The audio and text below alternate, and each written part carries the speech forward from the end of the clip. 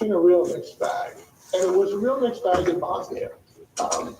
You know, and we're all kind of captives of our experiences. And so I covered the war in Bosnia. I also covered other wars. So, you know, I may be talking too much about Bosnia, but I think it is relevant. In Bosnia, there was exceptionally good coverage, I think, and I'm biased on this, but I think from the journalists who were on the ground, largely foreign journalists, but also a lot of Bosnian journalists. Really good coverage of actually what was going on. But then in the foreign capitals, in Washington D.C., but also London and France, and Britain were very important elements of the international community at the time. The reporting was terrible because it reflected the kind of briefings that the journalists were getting from all their government sources and all the think tank people, and they were just saying, "Oh, it's we have 15 seconds, Peter." So we have the same problem now, where there's a lot of bad coverage coming out of the capitals, such as Washington, although from the ground itself, reporting is quite excellent. We want to thank you so much for being with us. Peter Maas, journalist, former senior editor for The Intercept, author of Love Thy Neighbor, A Story of War. We'll link to your latest piece in the Washington Post. He also covered U.S. invasions of Afghanistan and Iraq for the New York Times. I'm Amy Goodman with Juan Gonzalez. Thanks so much for joining us. The viewpoints expressed in this program are the opinions of the people expressing them, and not necessarily those of Fresh Air Incorporated, its staff, or its board of directors. Hi, this is Al McFarlane, host of the Conversation with Al McFarlane. You're listening to 98.3 FM, KFAI, Minneapolis.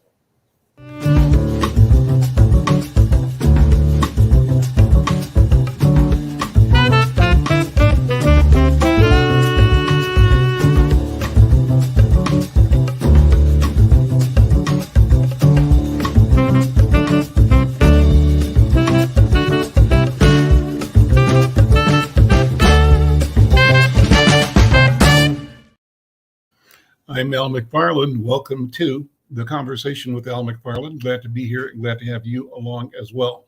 Got a great program lined up for you today. We're going to have our friend and colleague, Coach Leah, talking about the WNBA draft and the Timberwolves dropping to third seed after the All-Star break. We're going to talk about Israel versus Iran and also talk about the latest on the Trump trial. Joining us today, partnering with me today, my colleague Indugu Youssef Mjini and Maestre Yoje Sena, who joins us from Bahia in Brazil. But before we do that, let's do some station business. Miguel is there. Miguel, how are you? This is still Pledge Week, right? Pledge program. Let's get some money in the door, right? Yes. This is week 2 of KFAI Spring Member Drive, and we're getting some momentum here. We are just passing the $36,000 mark. And of course, we got plenty room for more donations. We appreciate being community partners with the Conversation with Al McFarlane. It's a pleasure. Right now, I can't believe I'm on a YouTube channel. And so Al is sharing his followers, his audience with us. And of course, we are sharing our KFAI listeners with Al as well. And this, community partnerships right there. And for a long time. Al, how long have you been broadcasting with KFAI? I think at least 30 years, but I can't remember, man. I really can't. It was in the 80s. Wow. What would that be? That might be 40 years. Wow. I mean, if you want to round up, there you go. If you want to be fair, you want to round up. That's what it is. But the secret to maintaining such great programming for so long is listener member contributions for community media for KFAI. So that's why we have membership drives in the fall and in the spring. And it's really the listener members and their financial support is what keeps us independent and what keeps us around for such a long time. And if you want to continue supporting that and you haven't had the chance yet, you can call 612-375-9030. If you want to talk to somebody, they can take care of your financial donation, or you can give online at kfai.org, and you can give that way. And yes, thank you. Thank you for all of those that have given, and thank you to those who are about to give. I appreciate it. And thanks to those who are joining us on our social media platforms, YouTube, LinkedIn, on Facebook, and Twitter. And we especially invite you, no matter where you are in the world, to support KFAI, support this program, by going to kfai.org and make a donation. We also want to thank those of you who have subscribed to our channel. Here's a big announcement. Drum roll, please. Last week, we crossed the 1,000 subscriber mark. So we've got 1,000 plus subscribers and heading to 2,000. And if you've not subscribed, you know what to do. Well, let's get into the program. Miguel, I'm going to call you back in a couple of times to keep the energy going, because we want to get people to take the step, think about it, want to do it, but then get up and do it. Make the phone call, go online, and make it happen for our KFAI Pledge Drive. Thank you so Okay? much. See you Yep, in a thank minute. Well, let me bring on Coach Leah first. Coach Leah, how are you doing? What, women's sports in general on the mind of everybody in the world, but the whole sports, business arrangement is sort of being renegotiated by the strength of women players and coaches. What's on your mind today? Wow. And that is exactly right. This is such an amazing time for women in sports, for women's basketball, and primarily, taking advantage of the momentum is what we're all trying to do at this time. And I include myself, because we've got, we're on the heels of our Wellness, Wealth, and Winning weekend with Tall Girls United, an organization that myself and Sylvia Crawley Spann, former WNBA coach and player and WNBA legend, we co-founded.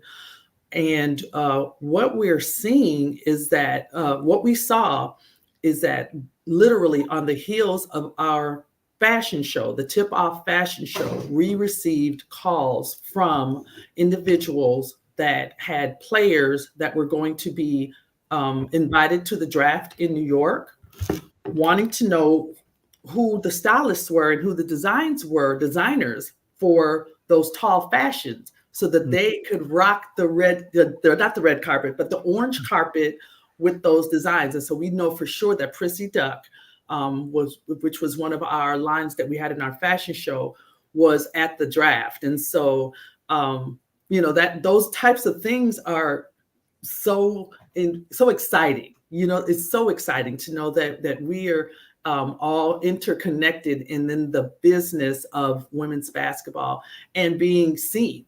We're just so grateful to be seen. Finally, as I exhale, because honestly, we have an amazing product and something so, a purist, I talk about this all the time, a purist that loves basketball, loves the women's game, for sure.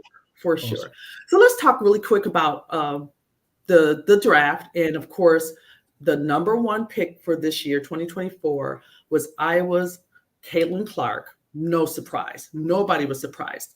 I mean, literally nobody was surprised. The Indiana team itself, the whole state of Indiana, started putting together promotional packages.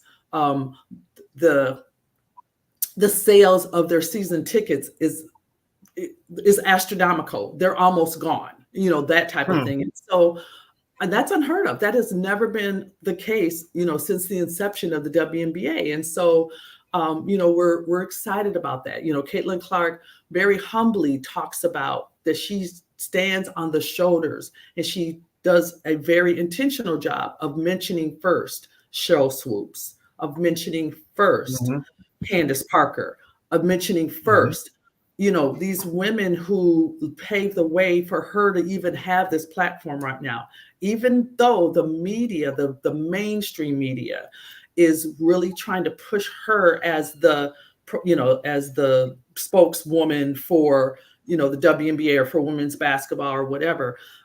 She knows herself that she stands on the shoulders of these other women that have come before her. Dawn Staley, who she considers one of her idols. You know what I'm saying? And so even though they lost to South Carolina for the NCAA championship, you'll see that Caitlin Clark is realizing that she's being pushed to the forefront, but she's also making sure intentionally that she makes mention of the shoulders that she stands on, which are the women that have come before her, African-American women that, really paved the way for her to even have a platform. Well, I have to give kudos to Coach Staley. She was so gracious and so magnificent in elevating Clark after the game, after Clark's, the team's defeat. She took the time to thank personally Clark for what she has done to elevate women's athletics in general and women's basketball in particular, and wished her continued success in broadening the engagement and the presence and the popularity of women's sports, women's basketball in particular. She did a great job doing that. She did, and she, and everybody will continue to make sure that the narrative is what it is. Caitlin made mention of Angel Reese. Angel Reese makes mention of Caitlin Clark, of Camila Cardosa, of everybody. Cameron Brink, everybody is making sure that the narrative is what it needs to be. And even when journalists and others that are out here, writing about and talking about what's going on with women's basketball, I'm really happy to see that everyone is in lockstep with making sure that the narrative is a correct narrative when it comes to what's going on right now. But at the same time, we're going to ride this wave. We are absolutely going to ride this wave because it's an exciting, very, very exciting time where, and everybody can eat. That's the thing. That's the important part of what's going on right now. Everybody can eat. And so, we're just happy to see that. So can I take a quick pivot? So I wanted to talk about where I saw that Caitlin Clark was on Saturday Night Live. And it was so when you guys get a chance, go Google Saturday Night Live, Caitlin Clark, and in her being interviewed by Colin Jost, and his name is escaping me right now. Michael Shea, absolutely, Michael Shea in that segment. And so it's the cutest thing, and she's doing just a really great job. As we're watching her do the things that she's doing with the media, with television, and she's taking every opportunity to elevate everybody.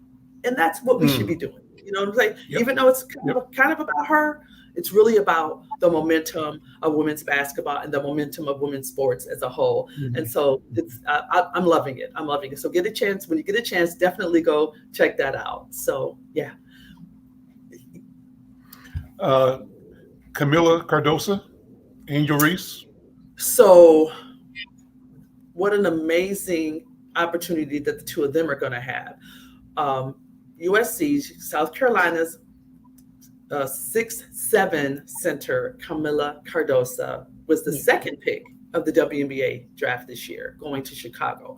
And then Chicago did a last-minute flip to trade for the 7th pick so that they could select Angel Reese. So many of us that did mock drafts literally had the first 7 picks, the first even 8 picks correct. Many of us did. Very few that know what the teams needed and what type of fits would be for the player and for those picks were surprised. And so that rarely ever happens. But this year, with all the superstars, and this year with the picks being so specific, it was kind of easy to make those picks. But the fact that Chicago made sure to know that, Angel Reese is not going to make it to the 8th pick. We got to get that 7th one. So they made that switch right away.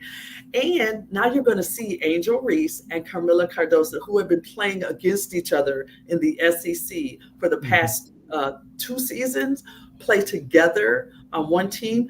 A fun comment that Camila Cardosa made during her press conference right after the pick. And she was saying, we like to try to see anybody get rebounds against us. That's what we want to know. Because both of them love to rebound. They love to rebound. And so, that was a lot of fun to see that. Yeah. So going to take another quick pivot if I can, and let's talk about our Minnesota Timberwolves. Our beloved Minnesota Timberwolves. And so, again, I tell everybody, I am 1 degree of separation from everybody on the planet, like for sure. I really know I am. And each day as I live, I find out that is a true belief of mine, that is something that I'm honored about. It's nothing to brag about. I'm just honored to know that there's one degree of separation. So now, the son of our own South Minneapolis, Dave Holmgren, who played for South High. Then he went on to play for the University of Minnesota, first 7-footer that I can remember coming out of the Twin Cities. His son is Chet Holmgren, that plays for the OKC, Oklahoma City Thunder. And they have knocked the Timberwolves out of the first place in the Western Division since All-Star break. What had happened was, for the first time in the history of the NBA, you had 3 teams with 3 identical records going into the second to the last game of the regular season. And so it was OKC, it was Denver, and then it was our Timberwolves, right? And so the Timberwolves dropped 2 games. And so that dropped them to 3rd place. Denver ended up being 2nd place. And then now OKC, with their wins, is now the 1st place in the Western Conference, going into the postseason and going to the playoffs. And so even though I'm a little sad that the Timberwolves couldn't maintain that first spot, the fact that they're 3rd is still good, still a good placement. And they're playing out of their minds right now. I'm so excited to be able to check them out more during this postseason, because I've got a little bit of a break from focusing on women's basketball, so I'll be able to watch the Timberwolves in their pursuit of making it deep into the playoffs, and hopefully maybe that the championship, the world championship at the end. So, but speaking of Chet Holmgren, has anybody seen the commercial with AT&T with Chet Holmgren in it? And it's just the cutest thing. And if we can take a quick look at that, just a quick 30-second clip. You guys got to check that out. Go for it. AT&T just sent me a heads up on the best plan for me. That's cool. They know what a pro wants. What a pro needs. Whatever makes me happy. Sets you free. And I'm Thanking you for knowing exactly what a pro wants, what a pro needs. Whatever makes me happy sets me free. Good. A little bit flat. It'll get better. AT&T provides proactive recommendations so you get what's right for you. Yes, and I agree. It was a little flat, but it's going to get better. And let me say to our listeners, we're not airing the commercial as a commercial. We're presenting it as a news story. This is news commentary, but I want to make sure that we don't violate any of our rules, because we're non-commercial. So please know that was not a commercial. It was a look at, something that we think is noteworthy and newsworthy. And thank you, Coach Leah. Absolutely. Definitely newsworthy in the fact that we're having people from our own hometown being able to be featured, highlighted, and we have to continue to embrace the people from our hometown. Speaking of, I want to make sure that you guys join me with making a pledge to KFAI. I'm so grateful to be on the simulcast with KFAI. Lots and lots of fond memories of listening to KFAI back in the day, and so happy to see that we have this partnership. And I will be sending my pledge soon. And everybody, make sure you check out Coach Leah on Insight News, our sports page. A beautiful spread with Don Daly, by the way. It was nice. Amazing. Yeah. Coach Leah, thank you, my friend. We'll talk to you later, okay? Very good. Bye-bye now. We're going to come back and talk about Israel versus Iran and talk about President Trump. But before we do, let's bring Miguel back in. Miguel, that was a great conversation. Leah is so cool, and she's on top of it, right? That's a view from the inside, and it's a unique view, and it's an informed view of the change that's afoot in the whole world of sports. Right here, right here. I've been really enjoying Coach Leah's segments for especially the past, because this is obviously the high peak season for basketball, whether if it's college, men's, women's, and like the NBA and even the WNBA with their draft day. Like, I'm learning so much from her, just from me reading her columns and listening to her. I'm learning. I know that's the truth for me. I'm so glad that, out of the wide range of programming and topics that we cover here at KFAI, that there's even room for, what's happening in our basketball world. Because, it involves us, in the Twin Cities as well. So no, yeah, this I can't wait for next week's already. And if you're like me, if you're waiting for like next week's show or next week's content, I think that's a good example of how much you love KFAI. That's your intuition right there. And so if you haven't given to KFAI during our spring membership drive, this is the last week, we got a couple more days to go. But even after the last day on Wednesday, which is tomorrow, you can still give online at kfai.org. But if you want to talk to somebody on the phones, you can call 612-375-9030, and they will walk you through the process. Awesome. Thank you, Miguel. Well, you know what to do. Call the number and we'll get you signed up. And we thank you in advance for your support. Let me bring in my colleagues. Yusuf Mjini is joining me from St. Paul, and Yoji Sena from Bahia in Salvador, right, in Brazil. So, brothers, good afternoon. Welcome once again. How are you doing? Yusuf, you're muted. Good afternoon to the two of you as well. Yoji, Al? I'm doing very well. Good. Well, let's jump right in on the Israel versus Iran. Yusuf, why don't you take a minute just sort of to give us, where are we now following the news and current events? Well, the Israeli attack on the Iranian embassy in Damascus was far more than saber rattling, but the saber rattling continues in the Mideast between Israel and Iran, and Israel has promised that they will retaliate in some form or fashion against the several hundred drones that were fired at them just in the past day or two. There are a number of side stories to the situation in the Middle East. Number one, we've surpassed 33,000 people killed in Gaza as a result of the Israeli Defense Force initiative to try and totally eradicate Hamas. Iran, on the other hand, is a country of almost 80-some million people, not a tiny, Middle Eastern upshoot in the desert. They've got powerful military, armed forces, are working on a nuclear program, and need to be taken seriously. Netanyahu appears to be a lame duck and a lone duck. And many people have suggested that he is continuing the conflict because he is under charges for fraud and bribery and corruption.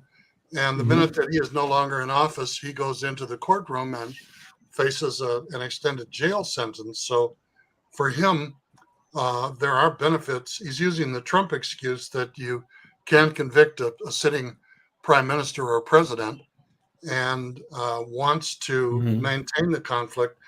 He indicated that he was going to open the gates of hell in Gaza, and that is exactly what he has done.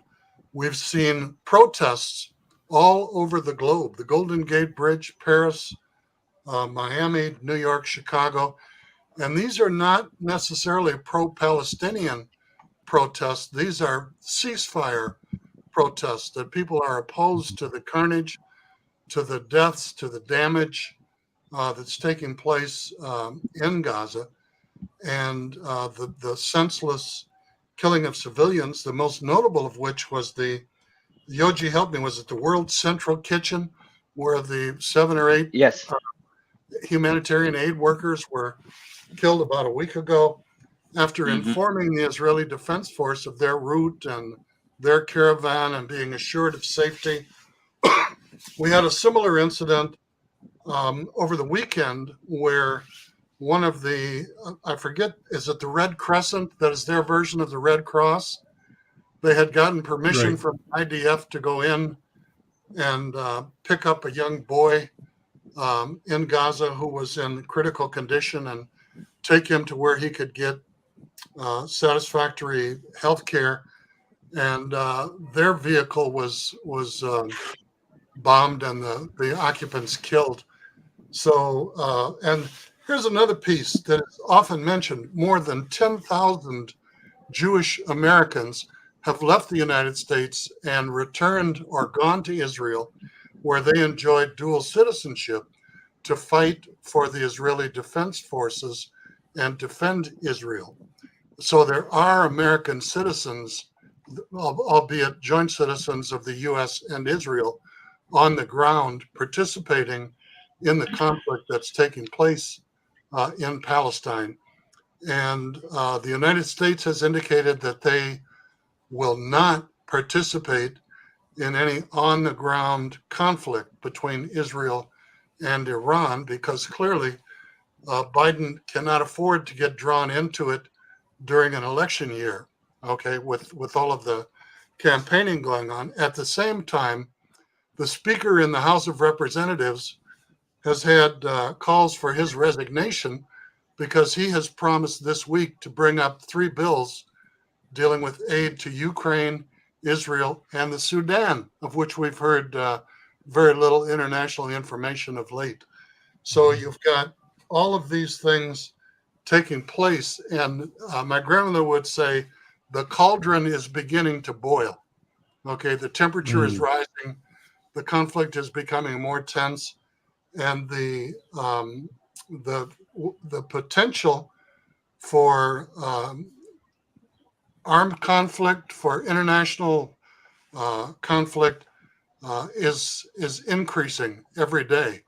And Israel has indicated that they intend to assassinate the leadership of Hamas, no matter which country that they are housed in, and that's a pretty powerful statement, and I think that there is more than enough evidence to call for a cessation or some type of serious negotiations to try and end the senseless death, the starvation, the lack of healthcare, water, food, medicine.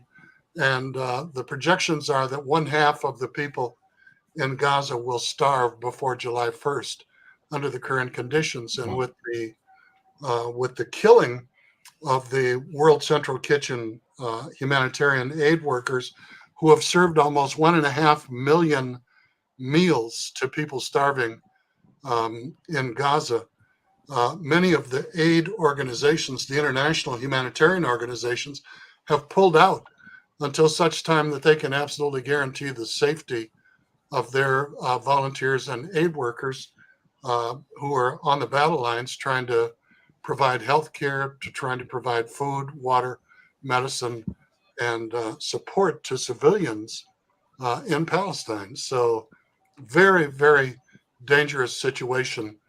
And I want to remind us that there are people who practice the Hebrew faith, 90% of whom are people of color. There are Israeli citizens of Israel, who do not necessarily support the positions of the Zionist Netanyahu government. And then there is the Netanyahu machine that is hell-bent on warfare and destruction. So we need to be careful not to lump all people who practice the Hebrew faith, all Israeli citizens, or all people of good faith and good intentions across the planet when we have this conversation. We're talking about the actions of a right-wing Israeli Zionist government, okay, that many people in Israel and in Palestine and around the world take exception to. We're talking about unnecessary death and carnage of women, children, civilians, and we're talking about the potential for armed conflict escalating in the Middle East that could cost, countless tens of thousands of more lives before this situation is brought to an end. So it's a very complicated and complex situation. Yes, it does involve us because we've got young U.S. servicemen who are stationed with American forces, not in Israel, Palestine, or Gaza, but in the Middle East, in that area, in the Navy, and in Africa, yeah.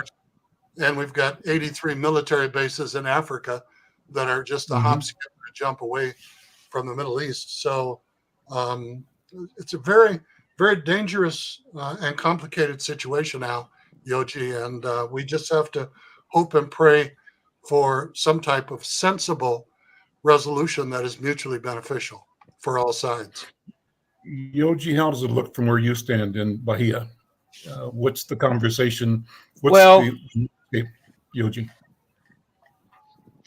the relevance as there is in the U.S. It's one more of the things that's happening in the world. Um, but the Israeli ambassador yesterday gave an interview protesting for the lack of condemnation from the Brazilian government of the actions. So, um, my sense is that, not my sense, but seems to be clear, the Brazilian government in this case is not supporting Israel, and because historically the line of action of the Brazilian diplomacy has been always one of certain kind of neutrality and giving more weight to diplomatic negotiations to issues. And clearly, being Netanyahu, an ally, one of the greatest allies of Bolsonaro, uh, we would assume that the position of Brazil also it is in certain way ambiguous in relationship to Israel, and also because we do have significant business interests in Iran and not in this case, but Russia too. So the volume of business that is conducted between those countries are bigger between Iran and Brazil than with Israel. Even though we do have a somehow large Jewish population, mainly in the city of São Paulo and Rio, here we still don't have this sophistication in the sense of analyze those conflicts and how it would repercut in Brazil. You know, um, we got to a position that this war or this conflict it is getting already out of hand. One thing that I always keep in mind when we talk about Iran and the demonization that is done by the west of Iran, I always remember that this Iran that we talk Persia. So it's an ancient, millennial, unconquered, uncolonized country, as was is China and others. So, and also in the Middle East, when I talk to people, there is also in Brazil a large Palestinian population, a large Lebanese, entire towns, areas that are Palestinians here, principally in the south border of Uruguay and Paraguay. So we, for us, it's clear which side to put ourselves. Presents the Western world that is in certain way invading. And I mentioned this stuff of the Persians, and so the Palestinians, when I talk to them, and or people from that area that lives here, is always present. Uh, the and when I also mentioned Iran being Persia, this sense of conflicts. This conflict has been happening almost, forever. The people from the Middle Eastern, the one that profess the face of Muhammad, the memory of the Crusades is still very latent, where to us is just an anecdote far past. Yeah. And also this posture of Iran, it is a posture that also them are in certain way trying to reclaim this significance in the world. So it's one of the greatest empire. It's one of the roots of many things that we do in the world today, in the Western world. Many is the source of culture, of habits, of religion. Even though, even not even though, but people even say that Judaism certainly uh, come from Persia, right? This relationship with the cult of Mazda and Mizra that And the are Coptic part and of the the, Coptic faith, Yoji. yeah. In the Coptic, you mentioned Egypt, right? So these are ancient cultures that are older than the Europeans cultures and older, of course, than the so what I read today, for example, it is that in certain way the Israel and the U.S. is claiming um, that the barrage of drones and missiles of Iran was a failure. But what the view that I today, it is in certain way that the Iranians they really didn't want to to cause a big issue. They send subsonic missiles. That took hours. They warned the Turkish 72 hours Yeah, before that in they advance. would launch the attack Mhm. and so they was kind of a salvo of watch out, because probably if they would want to create more damage or really wreak havoc in the Middle Eastern, they would send their supersonic missiles and they would summon to participate. Hezbollah has hundreds of thousands of missiles next door to Israel. Will take seconds to arrive to Tel Aviv or Jerusalem. So it's in certain way. Uh, So Yogi, uh, Yogi, see, let me ask you, Yogi. I felt like the Iranian response rate was performative. It was intended exactly, to save face for them in the international arena to tell their people that we have acted on behalf of those of our citizens and leaders who were destroyed exactly. in the Israeli attack in Syria. And I think that I think what we're saying is that they had no intention of inflicting escalatory, damage or damage that would encourage and demand escalation, but rather were warning in a very public way what was about to happen in a way that amounts to a performance that allowed, the allies, the U.S., Britain,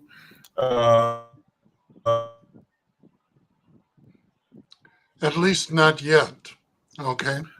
yeah. But So I'm the just wondering, bombing of Yes, what do we exactly. see, But and do you see both? I'm Go sorry, you're ahead, going in and Yoji. out. it's intermittent transmission. But this is listen. The Persians has issues with the Jews for a while. It's not in this century. Nonetheless, it's almost biblical. So they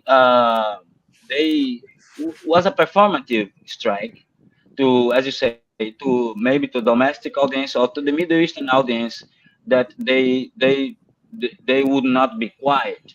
But in the sense that I was saying that Iran is Persian, we also it seems many times when the analyst talks about or news are produced or reports are produced about the Israelis and the Jewish state, I feel there is a lack of understanding what's the nature of being Jewish. So the most famous Jewish person was the one who offered the other cheek, right? And that's not the culture. They are not about forgiveness. It's like if you step on their toes, they're gonna step on your toes and your feet and your hand and your head too. That is the nature of the ethos of being Jewish. You know, if they feel injustice done to them, they go over. They will take revenge multiplied. Mhm. You Well, know, that's clearly the and position of the Netanyahu government.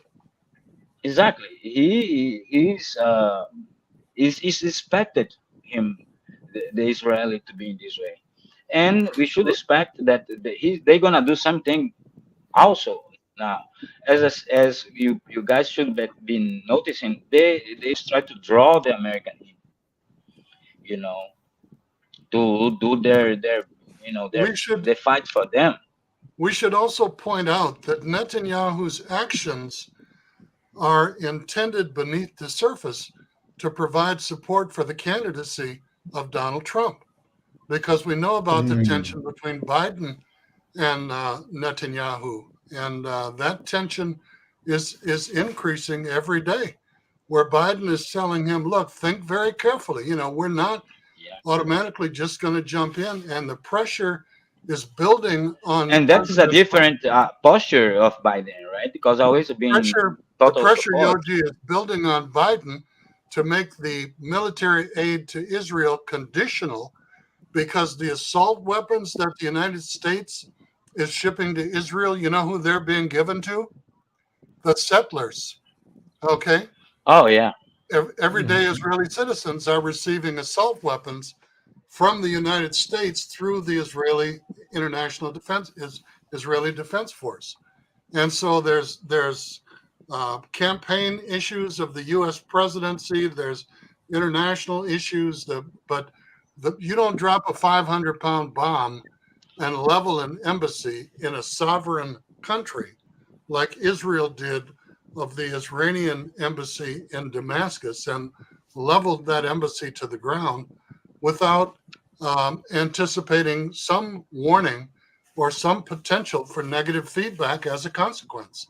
And Israel has been playing, the Israeli government, the Israeli Defense Force has been playing fast and loose in terms of assassinations and death squads and bombings all over the Middle East that many people hope are not going to come back to haunt them in some form or fashion that result in an escalated conflict in the Middle East.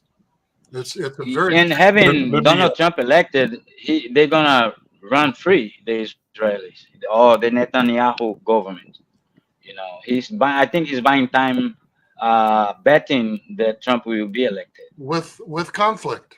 Yeah, Yeah, with conflict. well, that's a and also great way his to survival. segue. Let's go into the next topic. But before we do, Miguel, if you're there, let's take a minute to do a pledge draft. And we'll talk about Donald Trump and what this thing all means. Yeah, bring Miguel in again, if you would. Here we go. Hey. Hey, Miguel. Let's extend the invitation one more time. We want people to support this conversation. And the people that are watching online on YouTube or LinkedIn or Twitter, we'd love to have you engaged in the conversation. Just drop a post in the comments section. If nothing else, say hello and say where you're watching from. We'd like to know that.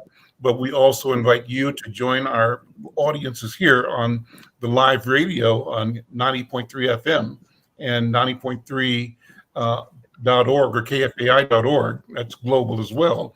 To be a supporter of this station, and you can do it by becoming a member. How does that work, Miguel? Oh, well, if you want to talk to somebody about being a member and hear about all the different levels that you can give, and then what you can get for being a member as well, because we got all sorts of cool merch like hats, t-shirts, postcards, stickers, and many different levels and sets. So no matter what you can give, there'll be something for you there. And if you want to talk to somebody about it, you can call 612-375-9030, or if you have a little bit time later today, you can go to kfai.org, and yeah, we can show you all the merch that's there on our website, and you can give online there. Thank you to all of those who have given, like Ryan, who just gave at the top of the hour. Thank you so much, Ryan. And thank you so much for sharing your audience with our audience as well, and especially covering the issues that you are covering as well. Especially having coming from local perspectives and just speaking about what's happening over there and how it affects us, and where are we complicit, basically. So really, thank you for having this conversation on the conversation. And that's a big issue to talk about that. You know, Yusef, one of the things that you said that I wanted to call attention to before we pivot is you mentioned that I think you said 30,000 or some thousand U.S. citizens have gone to 10,000. Israel to fight with the IDF. 10,000. 10,000. And so the question I have is, does our country allow people to go to other countries? Apparently, if that's the case, it's cleared and authorized.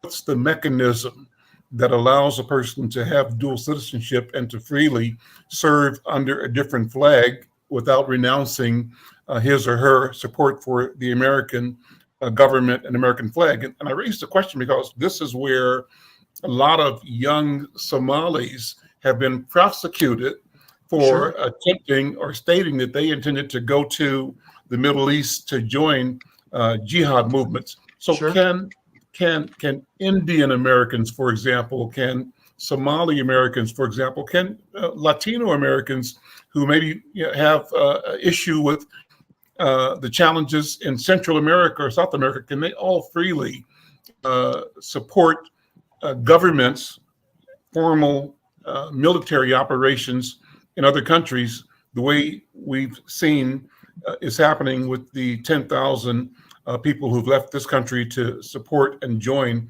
the IDF in Israel? Do you know the answer to that, Yusef, at all?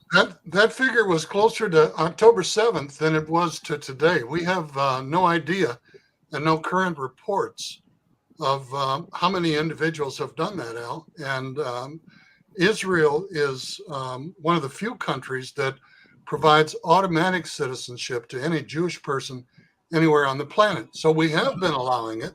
Now, the pretense or the justification that people use for going there and what they actually wind up doing are two different things, okay? Because people can get a passport and claim they're on vacation or visiting or, seeing sick relatives, whatever they want to do. No, we have not allowed that. But when we hear about Americans losing their lives in the conflict in Palestine, one has to wonder, are these Americans with dual citizenship? When we hear it about hostages, we hear it about people losing their lives, people in the Israeli Defense Force. Are these Jewish Americans who have dual citizenship, or are these, and forgive the terminology, are these wholly American citizens who happen to be there and get caught up in the conflict, whether they're humanitarian aid workers or religious people or what? But no, we have allowed it, and we have looked the other way or winked and nodded or however you want to put this in context. And I am unaware of anyone who has been prosecuted similar to the Somali youth for publicly. Well, let me put that out to those who are watching online or hearing this online. If somebody there has a comment or gives us some information about what our country's policy is about American citizens serving under foreign government flags, love to hear that. Let's use this, though, to pivot, because we're going to talk about this is day 2 of the jury selection in Trump's historic hush money trial. And I've got up a article by CNN's Lauren DeValier and Jeremy Hurd. And this is a story filed a few minutes ago, April 16th, at about an hour ago, I think. But, it gives you an update. Today is the second day of jury selection. Trump is in the Manhattan courtroom as jury selection continues in his hush money criminal trial. Prosecutors and Trump's lawyers questioned 18 potential jurors on whether they can be unbiased. Both parties will now consider which jurors they want to dismiss. If they don't believe, they can render a verdict fairly. And half of them have been dismissed because they indicated already. They had a pool of 96, I think. Pool of 96, and half of those are gone already. But they're looking for a panel of 12 New Yorkers and 6 alternates that will ultimately be selected. What are you guys hearing about and what's the significance of this trial, given that we're also in the high season for the political election? Well, there's 34 felony counts, okay, of lying about personal wealth on applications on the one hand, and then lying on it again in the opposite direction when it came to taxes or paying his fair share, overvaluing and then devaluing.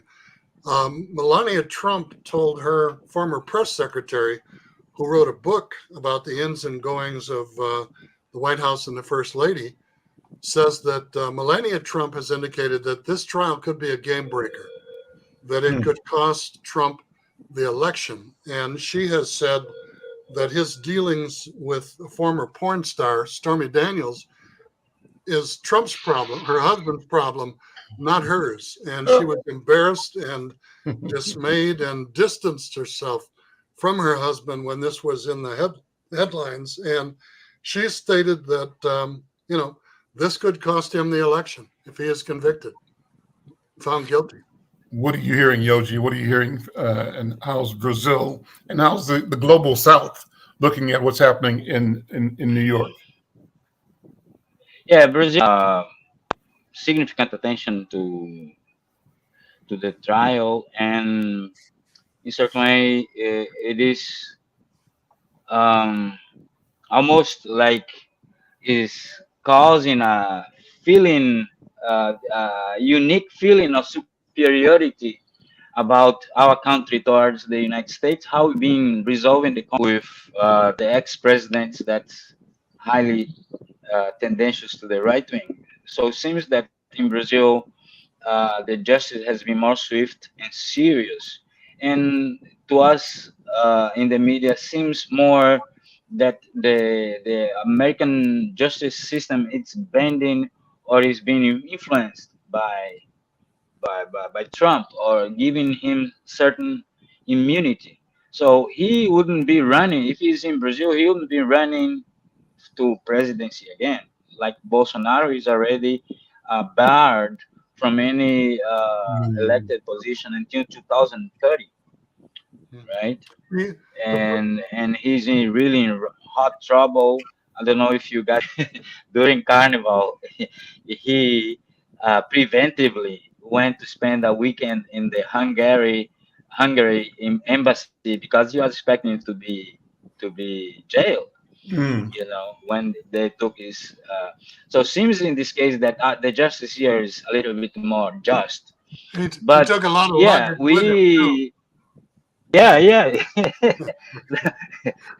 was kind of hilarious. But I think here the sense certainly people are expecting him to be convicted, but they are kind of almost convinced that he won't.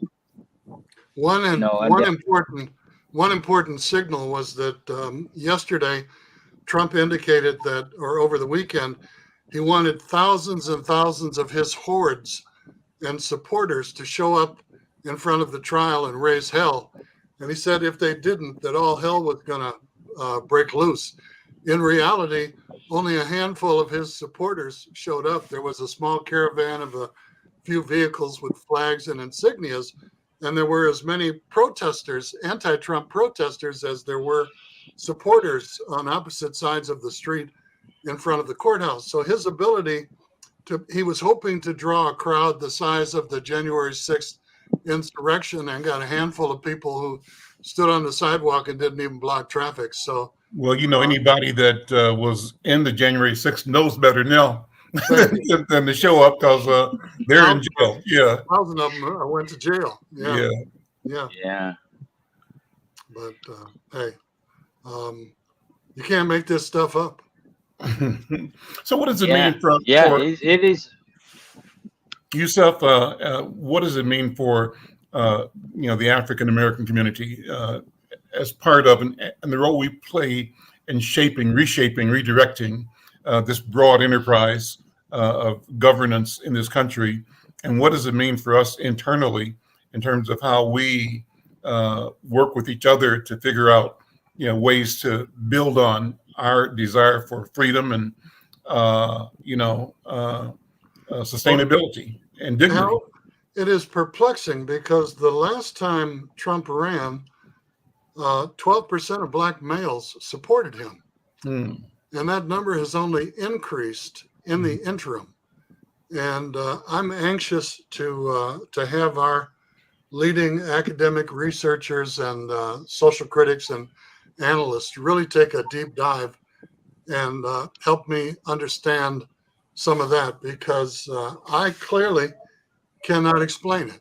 Okay, I mean, there are the simple barbershop explanations, but I think that they don't really do justice to the phenomenon that the division within the United States, the polarity has actually taken root within our own community.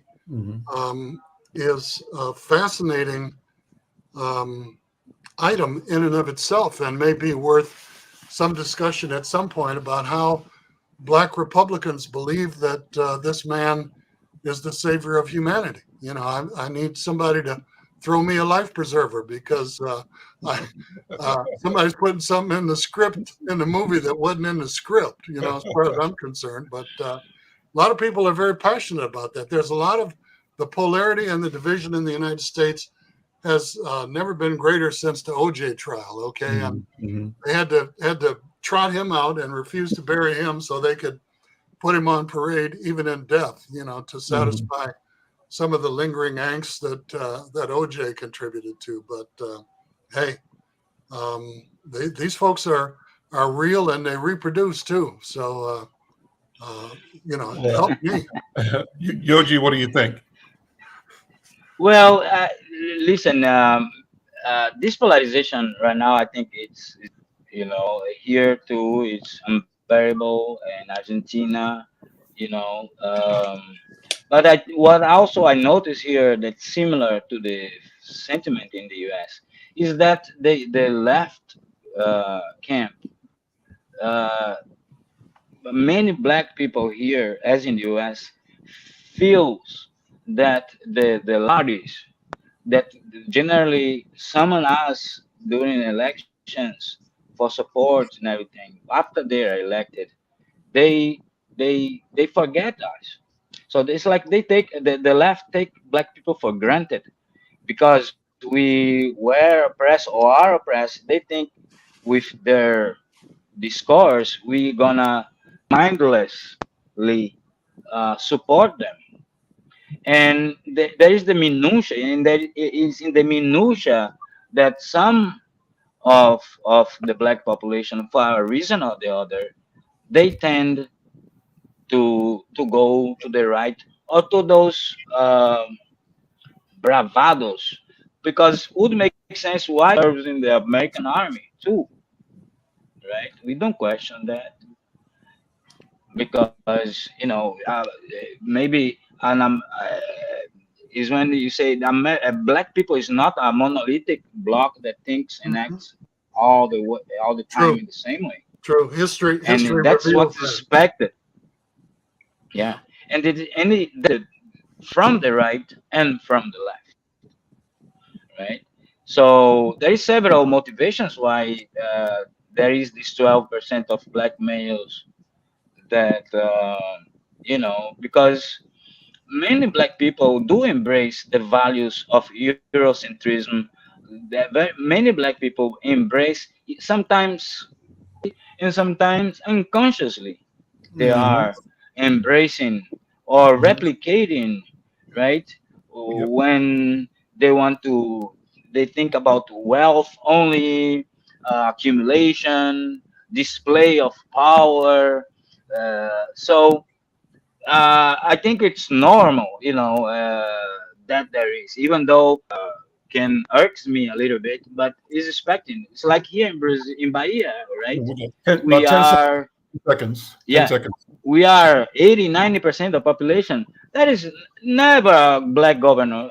All now, here's election years too. All the candidates, the majority, it is the Brazilian version of white, semi-whites, you know. So, We you got to know, drop it there. Yoji, thank you, my friend. Ndugu, Yusuf, and Jimmy, thank Always you. a pleasure. Thank I'm you, bro. Al McFarlane. We'll see you next time. Take care. Bye-bye. Stay safe. yes, yes.